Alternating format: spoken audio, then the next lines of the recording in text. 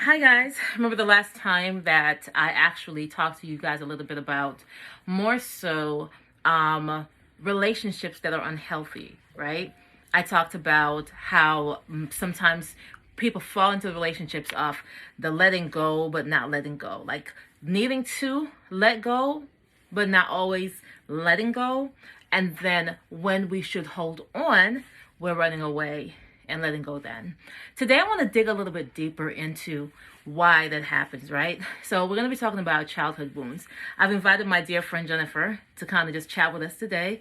And we're just going to just chat, rap a little bit about what childhood wounds look like. I'm going to be asking Jen some questions. She may ask me some questions. She's a little camera shy. We're actually in my old bedroom when I used to live with my parents, but we're here, okay? We're here. All right. So let's dig in a little bit. Jennifer, what would you say is a childhood wound that you see that is surfacing now in your present life? I mean, you probably, it's not something you may have realized that affected you throughout your life, but now you're seeing it as something that's coming up.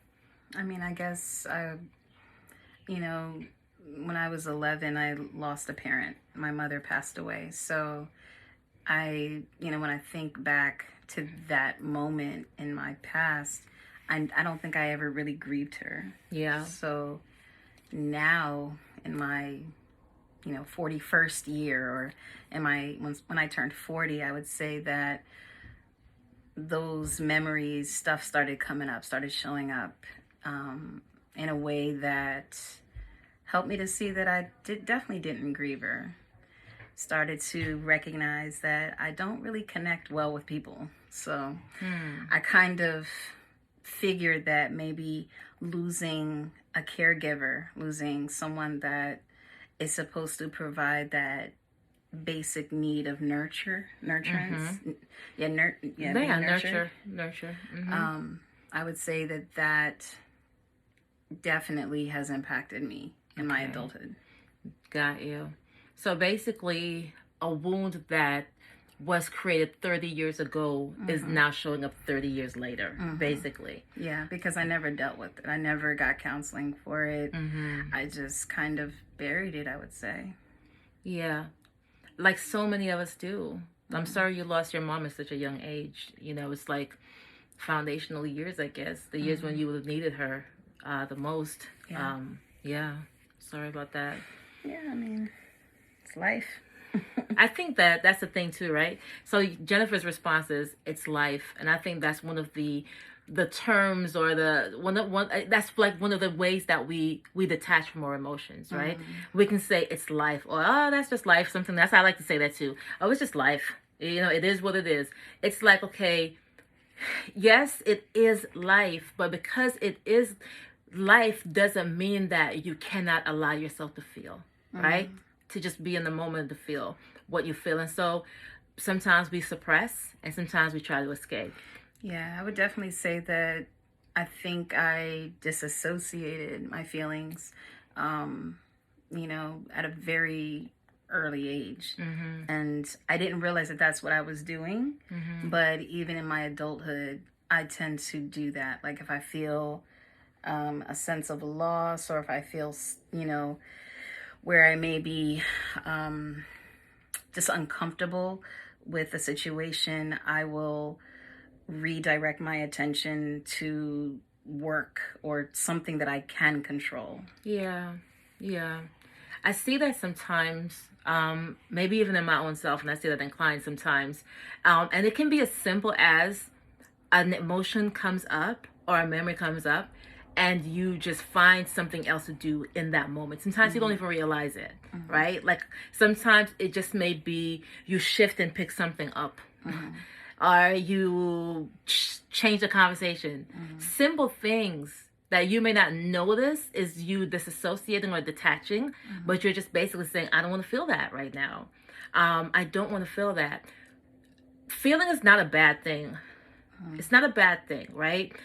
And I know for myself, I have to really pay attention to how much I feel, simply because I'm a feeler and I can stay too long in my feelings. But then you have people who don't touch the feelings at all. They don't deal with that. Feelings are supposed to be healthy, but when we don't know how to deal with the wounds that when we don't know how to deal with the wounds that we've experienced, sometimes we don't know how to deal with the feelings that come up. I think for me, what made it, I won't say easier to not feel, but I think it was a learned behavior from what my father modeled. So he became my primary caregiver after my mom passed.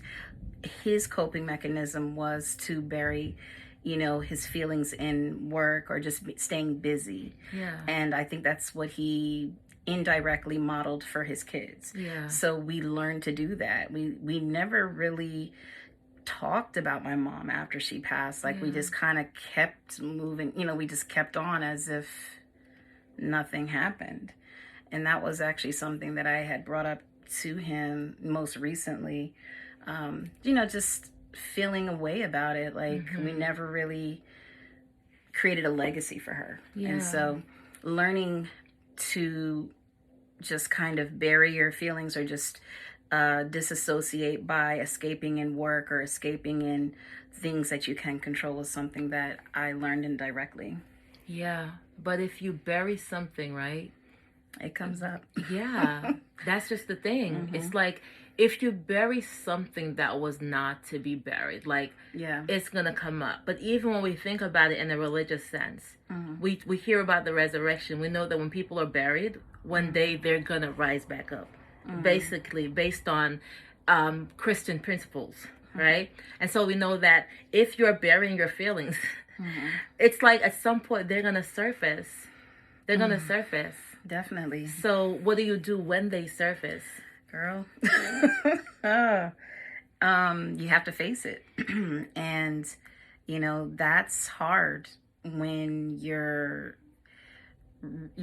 are encountering something that you experienced so many years ago. It's challenging to address and to deal with the things the feelings, the emotions that you may have buried from your childhood.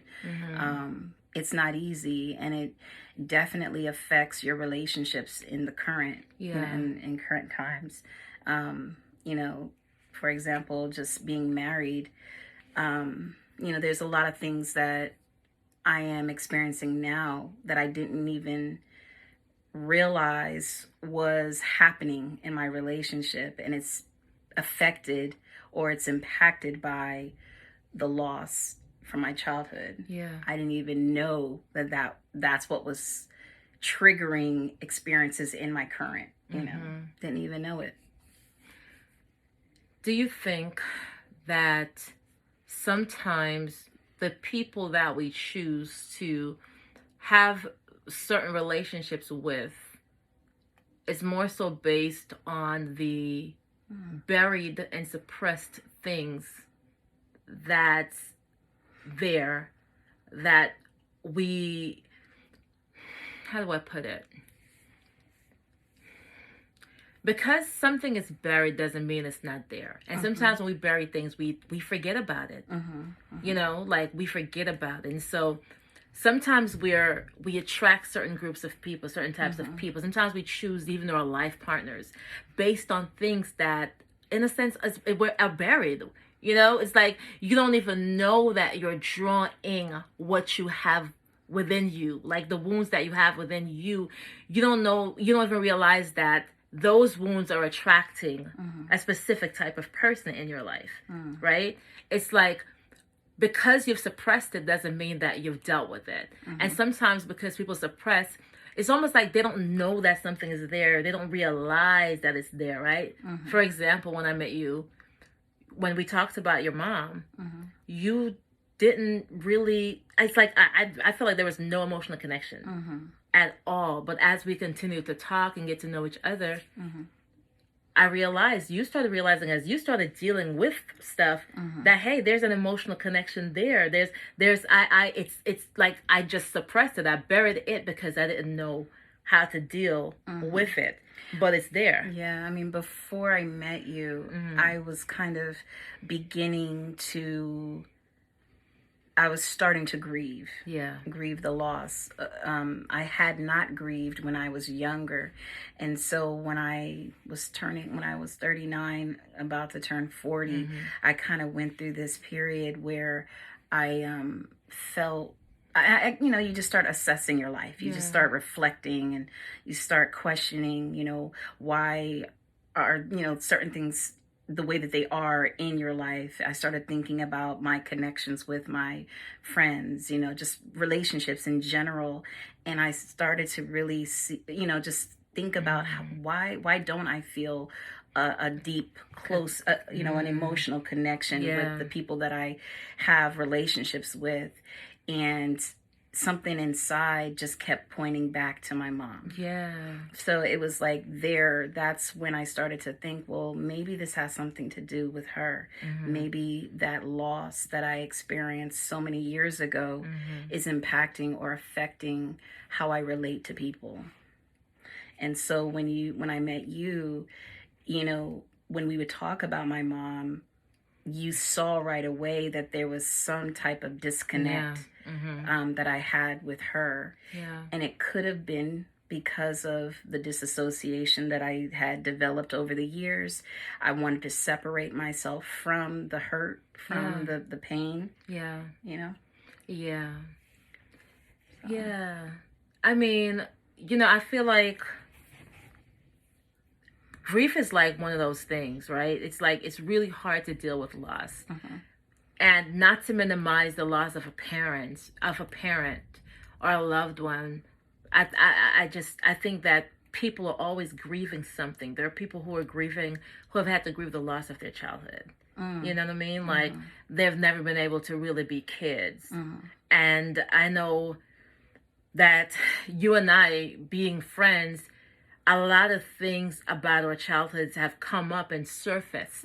The loss of your mom, how that impacts your current relationship, your marriage, how that impacts our friendships, how that impacted your other friends, and just parts of me, some of the things that I experienced, how that now shows up here, and it just shows you that sometimes, not even sometimes, whatever you don't deal with doesn't mean that it's not going to come out and grab you, by the neck. It still affects you, and it shows up in the relationships, and it shows up in, like I was saying earlier, in even who you choose to interact with, right?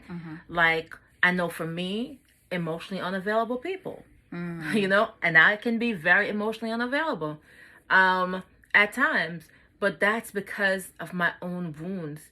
And for a long time, I probably wouldn't have known. I didn't know that that's the stuff that that's the reason I would attract certain type of people in my life.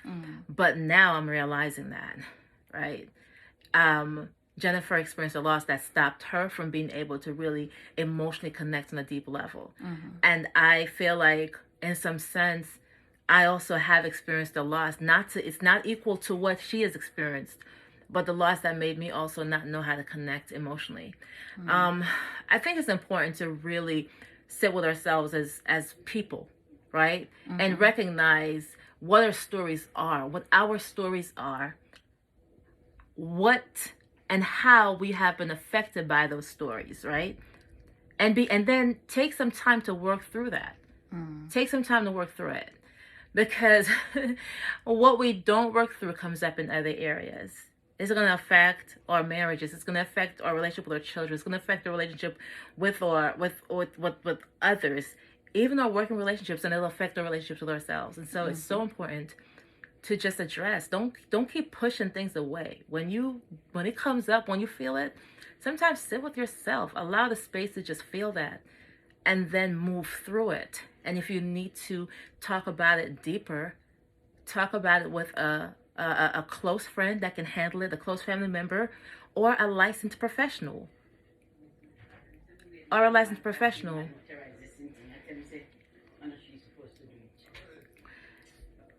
That's the West Indian. My mother is coming in, the West Indian mother. But it was nice chatting. We're going to end this, and we'll talk again.